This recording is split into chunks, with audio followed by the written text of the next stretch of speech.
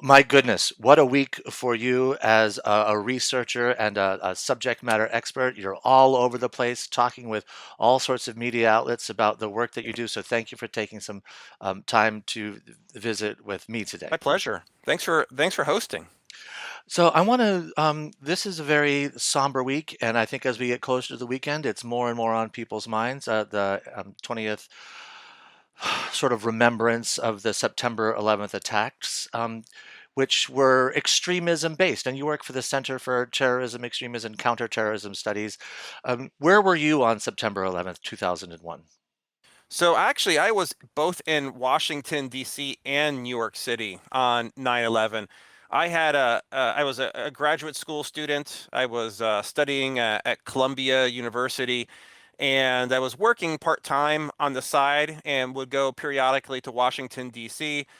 Just to make some ends meet. So I was actually on a train. I probably left, Penn Station in New York City, shortly after 7 a.m. before, all of the chaos ensued. And it was probably around the, just maybe in Philadelphia, Delaware, where I got a call from a colleague of mine who I worked with in a congressional office. And I always have this, this so etched in my memory. Her name is Charlotte. Charlotte called, and when I was in government the first time, actually, I had worked on national security issues and actually knew a little bit about bin Laden. And she told me what happened, shortly after 8:30 in the morning in New York, where I lived. And as soon as she said something along the lines of a plane crashed into the Twin Towers, I immediately thought it was bin Laden and told her I thought this sounds like something Al Qaeda would do.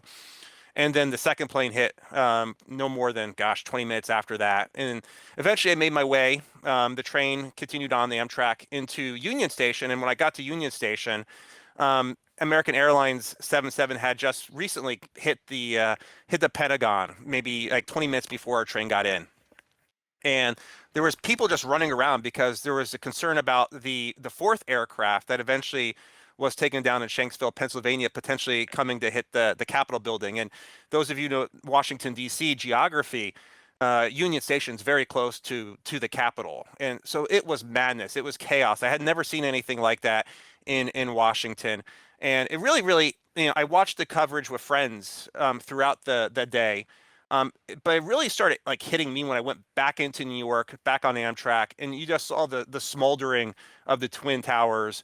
And for me also, it was not just the smoldering, but it was the smell that was pervasive throughout the city of New York for really months. And to me, it was really a formative experience being in both those cities, watching New York be attacked, Washington be attacked, the United States be attacked, and really motivated me to actually go back into government and to try to pursue a career in counterterrorism.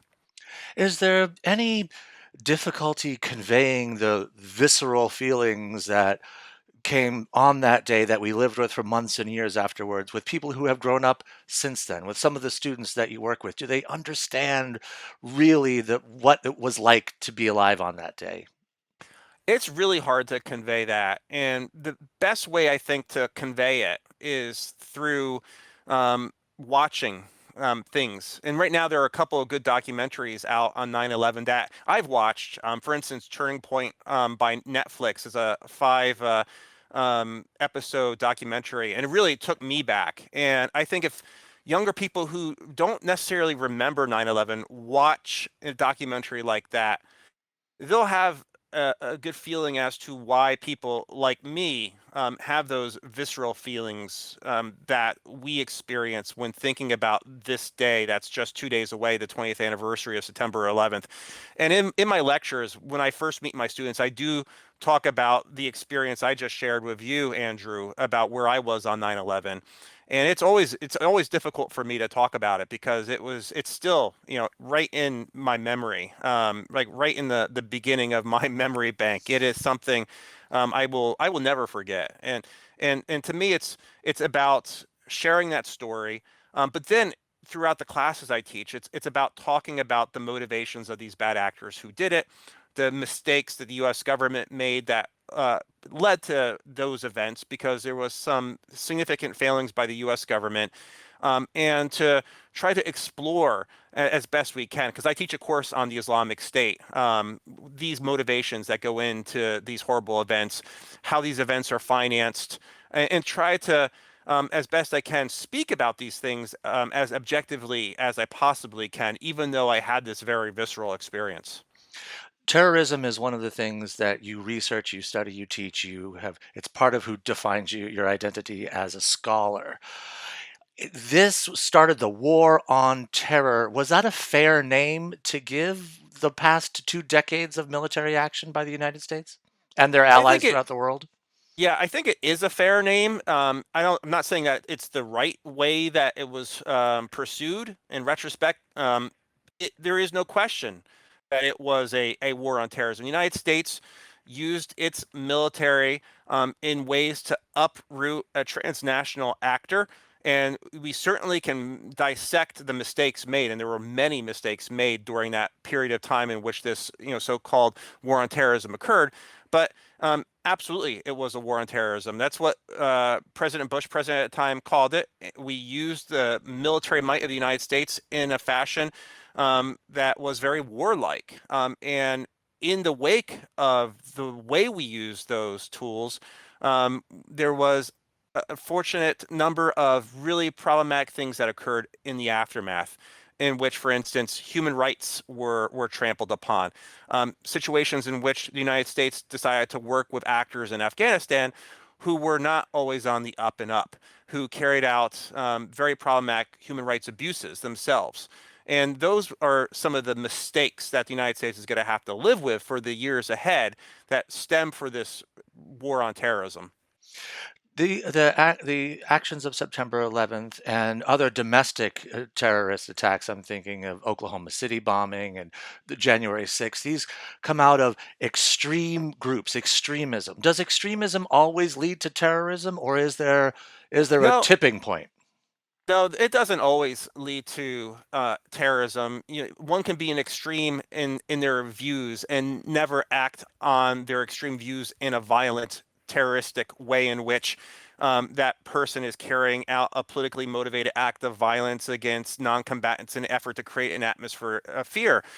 It's usually further along that pathway where an individual may make that jump from simply drinking from the fountain of radical ideology to taking a more concrete violent act. So, there is this line that exists in this continuum in which an individual may be in that pathway. And there will be times in which a person walks away from extremist rhetoric and ideology and never carry out an act of violence. And in fact, in the best cases, they start speaking out against that extremist ideology that they were once part of, and they become one of those authentic voices that actually can be really powerful in trying to walk away people from that extremist ideology that may be taking them towards a pathway of violence. So there are some fantastic, really, people out there who have pushed back against narratives that they once actually were believing in. The Washington Post opinion piece, which came out this week, we've talked in sort of preparing for today about the purpose of that, who the audience of that is. If someone reads that, what's the next step that they should do if they feel like something needs to be done? Is it email your representative at the state level, a local level, the federal level? What's the next step of a person who may read your most recently published work? So whenever somebody like me publishes an op-ed in a place like the Washington Post, it's an effort to try to influence the conversations that are ongoing regarding threats that the United States is facing. And there's a very significant domestic threat the United States obviously faces and has faced for quite some time now, and in my mind has been ignored for far too long. So if that specific piece that I wrote for the Washington Post that articulated 5 specific things that can be done to try to counter the extremist threat, I do believe the most powerful way people can try to create change is by engaging directly with policymakers and leadership figures who have influence. And that can mean at the state, local, or at the federal level. Now, when it comes to trying to implement some of the things I specifically mentioned, for instance, the need for the US government to consider using its sanction tools against transnational actors who are based overseas, who are part of bad groups, that is obviously an executive branch function, but the legislative branch has a lot of influence over the executive branch about the policies the executive branch should pursue. So, influencing your senator or your representative to put pressure on the executive branch could be one effective way to create a change in policy. It's not just engaging with government, though. It also is engaging with Silicon Valley very directly. We all have our social media. We're on social media right now. And social media has been used by bad actors to finance themselves. It has been used by bad actors to propagate virulent ideology. It has been used by bad actors to spread mis and disinformation and conspiracy theories. So we can all interact directly with Silicon Valley in some way. Um, it's those of us like me who live in, the back door of Silicon Valley, know people in Silicon Valley. We can try to put pressure on them. And a really good example of that is there was a really distasteful website called 8chan. And it was receiving services from a company in San Francisco providing essentially security services for 8chan, because 8chan is this toxic image board in which you have a lot of far right actors spread the manifestos of really bad actors, or they have the shootings that they're carrying out actually live on 8chan. And there was this company called Cloudflare that was providing these security services, because there are people who are trying to take down 8chan all the time, and they need the security services of a company like Cloudflare to protect their domain. And people spoke up in the wake of a number of horrific shootings, like the Breton Terror shooting in New Zealand that killed more than 50 innocent Muslims while they were worshiping in their mosques. Uh, Pressure was put on that company, Cloudflare, and they disassociated themselves from 8chan. And 8chan had to go dark for a number of months. Unfortunately, they became an entity again called 8kun, and they have their services protected in Japan. But for a few month period of time, people spoke out. People like you and me said that website, that's so wrong what you're hosting here. And you're providing services to them. And the company made a decision that it hurt their reputation and there was too much risk by continuing that business relationship they had with that company. So people can take action. They can speak out. And members of Congress heard that, and they convened meetings and hearings, and they put essentially the people who created these websites and who were providing services for these really dark places on the internet, a place in which they had to testify, and they did not look good. So this is like bringing people like Jim Watkins, Ron Watkins, who are part of 8chan and then eventually 8kun, and the Silicon Valley company provider who is providing those services to them, and people walked away. So I think there's a story here that speaking up, interacting with people in any number of ways can actually create change. There's often a feeling that I don't have power as an individual, but it sounds like what you've just described is you do have power as an individual. You do have a voice that people will listen to, and you can use it to affect the change that you want to see in the internet where we live so much of our lives. Absolutely. We all can tomorrow delete our Facebook accounts. We can delete our Twitter accounts. We have that power to influence things. And if people start shutting off from social media because they don't like things that are being propagated over social media, and people leave and walk away from those accounts, those companies will make change because it affects their business bottom line. So we all have an ability to affect change because these businesses, they want us on their platforms. They need us on those platforms, and if they want us to stay on those platforms, they should be responsive to us. And if we're not liking what we see, we should leave.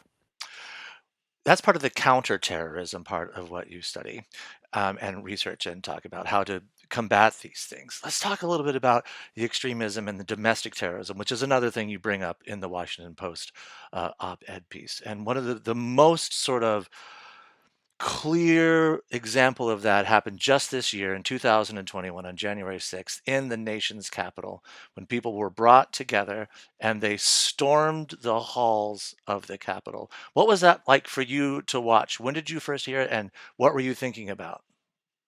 So I was watching it in real time and literally tweeting, I think, in real time as I was watching it. And I actually worked on Capitol Hill for about 4 years from 1997 till the spring of 2001. And then I made my way to New York City in the fall of 2001. And watching the Capitol, where I used to work, and the office buildings essentially become vandalized and a battle space for individuals like Oath Keepers, who are an anti-government group, the Three Percenters, who are an anti-government group, the Proud Boys are like a quasi-white supremacist group, even though they try to present themselves as not being white supremacists, and then QAnon conspiracy theorists storming the Capitol because they didn't like democracy unfolding in the way that it was unfolding, and trying to stop democracy from actually carrying out, and Vice President Pence carrying out his constitutional duties. And for me, it was really resonant because I had worked in those buildings. But it was also resonating with me because at CTEC, the Center on Terrorism, Extremism, Counterterrorism, where I'm the director here at the Middlebury Institute, we study in depth these groups, the Oath Keepers, the Three Percenters, QAnon. We produced reports on all of these groups more than a year before the storming of the Capitol. My deputy director is a guy by the name of Alex Newhouse. He co-wrote a couple of these pieces I'm talking about on these groups with some of our graduate research assistants, and they dig deep into these extremist milieus.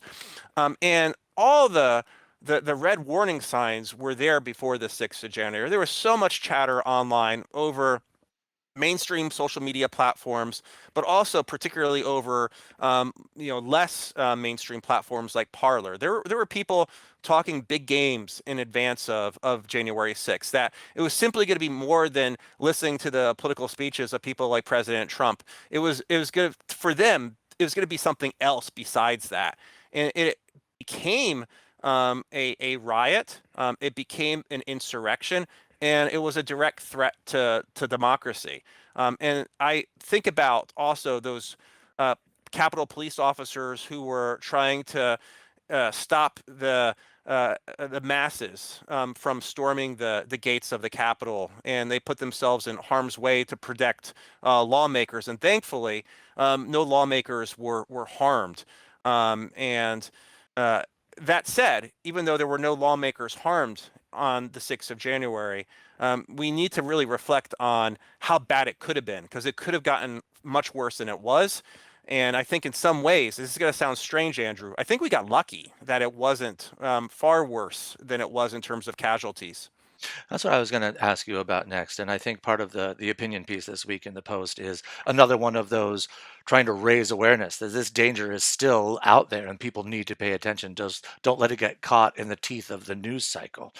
Were you on the edge of your seat, waiting for it to get to that next level, for an explosion to go off, someone to ignite an explosive device inside that building, or did it go further than you even thought it would? I thought it could result in more casualties, more small arms shootings, because groups like the Oath Keepers and the Three Percenters, they're armed to the teeth, generally speaking. And I was also worried about just the overall ransacking of the Capitol building, but I was really worried about somebody starting a fire. That would have been really easy to have done. And that would have created a really momentous symbol for those within the radical right. So in that sense, I was quite worried about the Capitol and the people within it in terms of suffering at the hands of an extremist who may have been willing to pull a trigger or to light a match. That was what I was the most concerned about. In some ways, actually kind of surprised it didn't happen.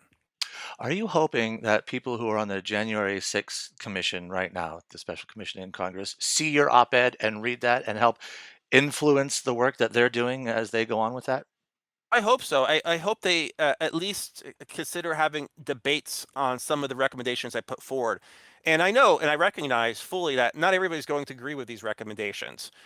Both Democrats and Republicans may actually take issue with some of these recommendations I put forward. For instance, the issue of putting forward a domestic terrorism law.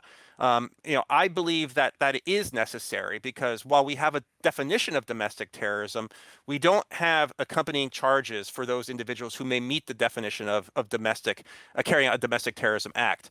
Now, on the flip side, I'm very well aware of the potential of a domestic terrorism law going completely sideways um, if it's not very narrowly tailored. For instance, in a way in which it doesn't abridge the freedom of association, the freedom of speech rights that we have, and the right to bear arms, quite frankly.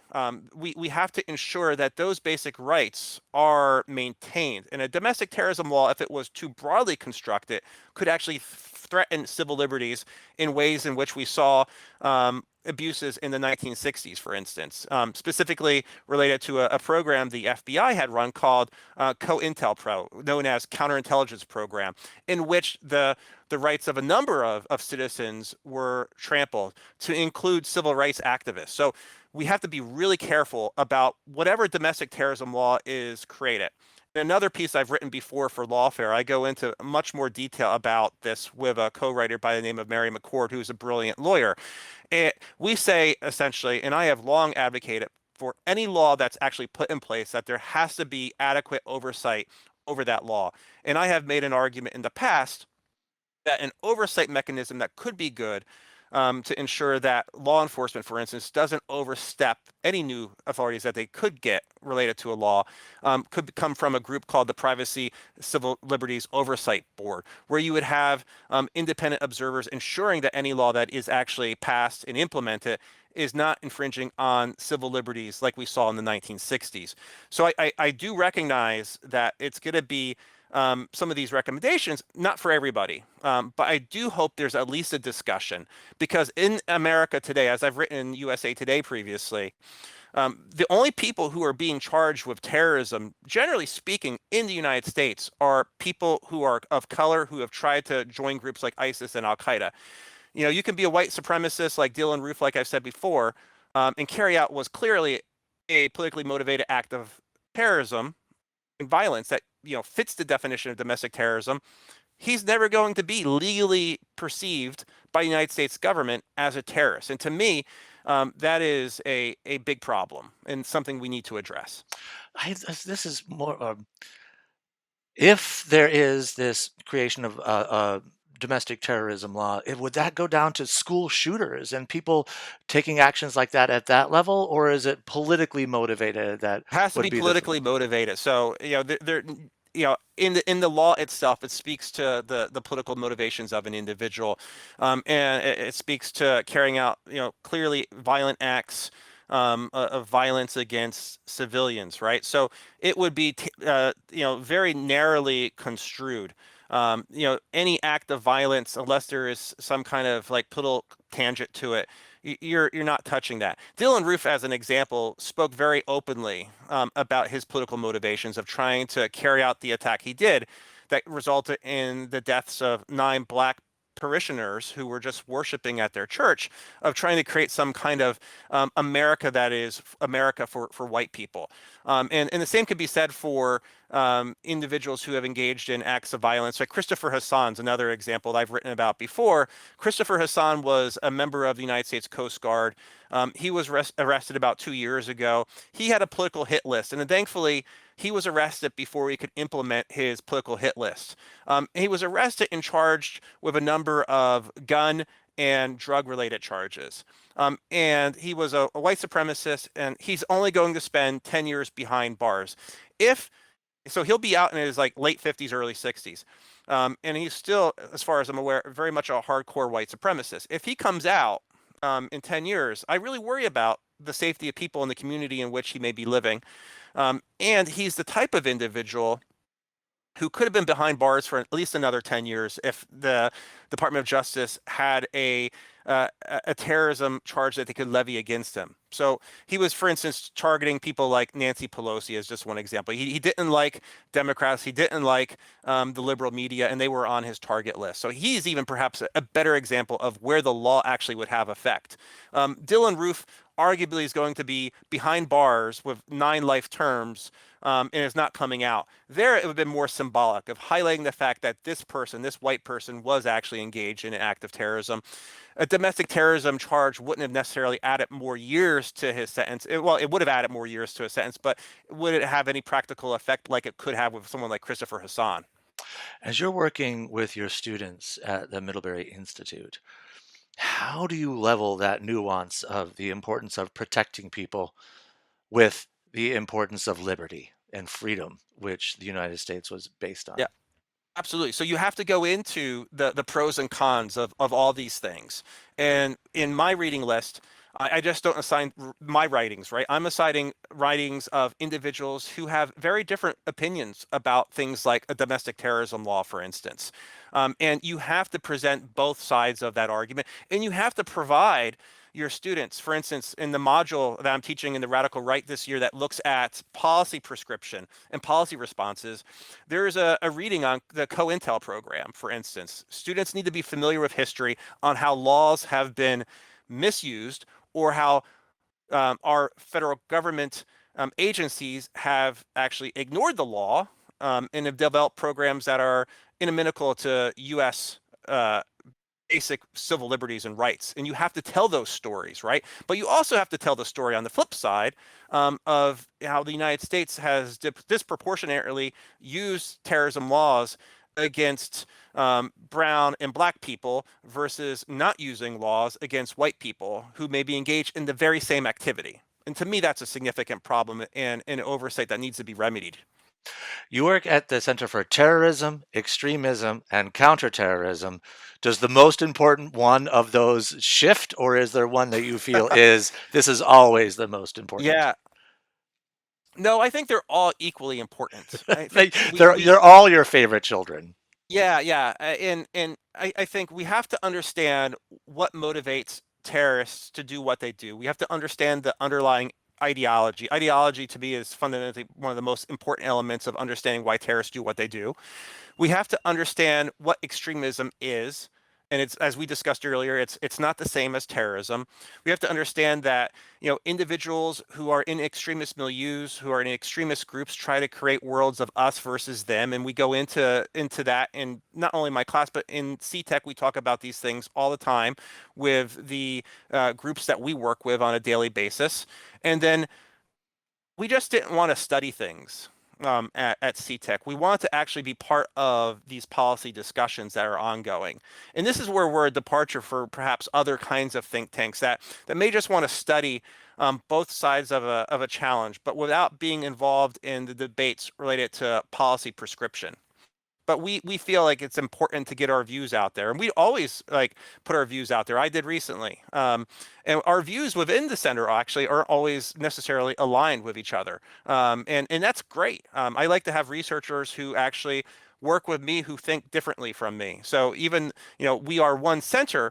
We have different opinions within our center, and it's a place where people with different opinions can share them, and it's a safe space for us to debate these things and discuss these things.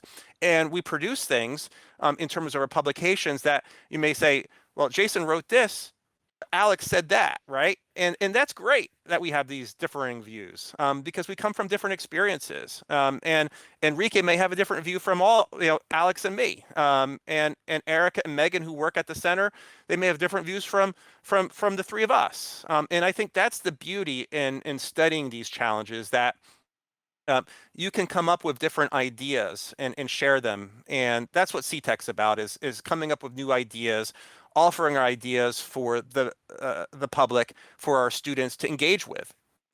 Humor is such a part of mental health and staying positive in the light of all of the horrific things that human beings are capable of, which is balanced by the beauty that humans make. How do you stay positive? How do you refresh your mind after a day of the work that you do?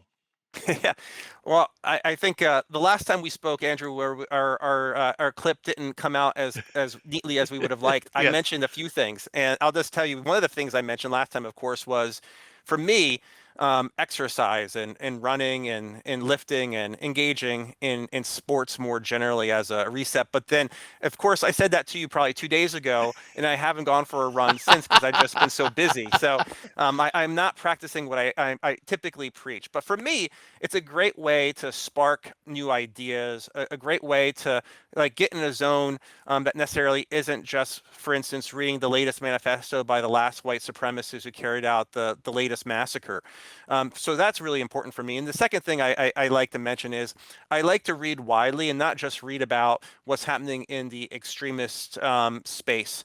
And there have been a number of great pieces of fiction I've read over the last few years. One that the former deputy director, for instance, at CTEC, Chris McGuffey, who's a double alum, she graduated from Middlebury College and she graduated from Middlebury Institute. She put me on a book called Overstory that I finished last year, and it's reading books like that to me that are really important. Of course, at the end of Overstory is this group of environmental extremists. So it wasn't completely walking away like I had hoped, but it was really a impactful story, and I was really happy to pick that up. So I really recommend people pick up fiction whenever they can that's outside of their little area of expertise. And for those of us that are terrorism and extremist researchers, I think it's critically important to read things that aren't necessarily in our milieu of focus. So otherwise, it can get really darn depressing. And when I was in the Counterterrorism Bureau at the State Department, it was even harder actually to get away from reading all these like nasty things that terrorists are doing overseas. Because when you're in the government, you're reading essentially things that terrorists are saying and understanding what terrorists are motivated by. And that can be really a dark place. So I really would encourage people in the government too, who are still in the government working on these issues, to try to, as best they can, step away when they can to do things that are outlets that are completely separate from what they're doing in that 40-hour work week. Thank you for taking time again today to chat. I do want to, since this is the week leading up to September 11th, to leave some space to recognize the victims of the attacks on that day, all the people who died and suffered in the 20 years following.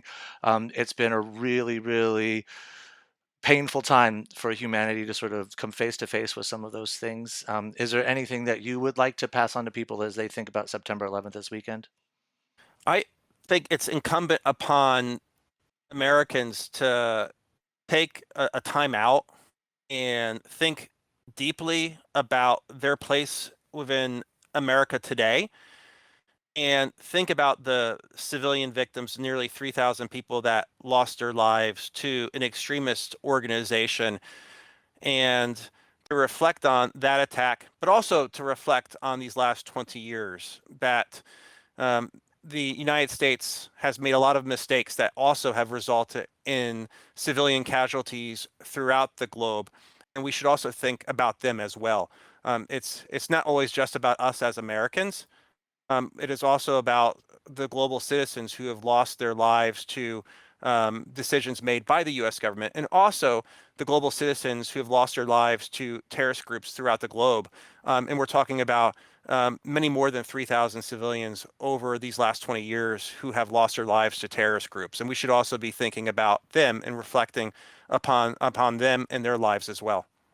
Thank you very much. Thank you, Andrew.